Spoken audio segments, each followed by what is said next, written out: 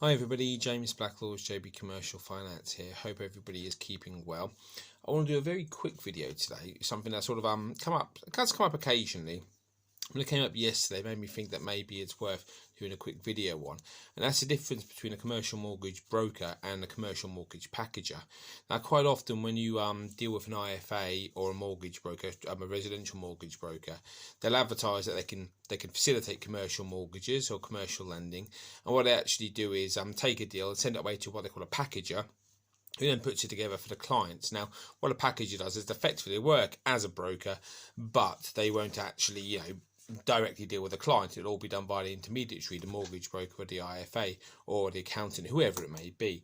They'll generally charge an upfront fee and a documentation fee, and then they'll split any commission that they earn with the introducer at the end on a 50-50, 60-40 basis, whatever's agreed. Now, that's absolutely fine. There's nothing wrong with that per se. But the difference between that and what I do is very stark, and I think it is very different. That if someone was to approach myself, and a mortgage broker was to approach me and say, I've got a client who wants to buy a property for commercial mortgage, then I would take ownership of that. And as any good commercial mortgage broker would, they take ownership of it, they contact the client, see the client directly, deal with the process, and any kind of issues will come back to myself rather than the intermediary. And whether there's a commission split at the end is obviously entirely up to myself as the broker and the intermediary themselves as to the sort of arrangement they've got and what's been agreed and what's been signed up for. So it is a very big difference. It's something which maybe isn't always appreciated, but certainly you'll find that when you're dealing with a packager and when everything's done remotely, it can become a very stressful thing.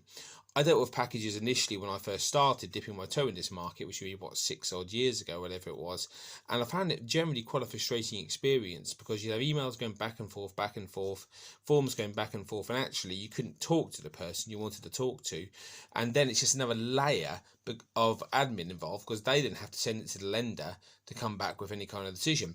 So rather than it just being between myself and the lender and the client, all of a sudden you've got the intermediary, you've got the packager, you've got whoever is in the packager's office, then you've got the lender, and actually getting anyone to make a decision is very difficult. And certainly the packager won't talk to, or generally won't talk to, the client directly to give any kind of overview of the situation. So they're the differences between a broker who's directly able to deal with a client and has the authorization themselves and a packager.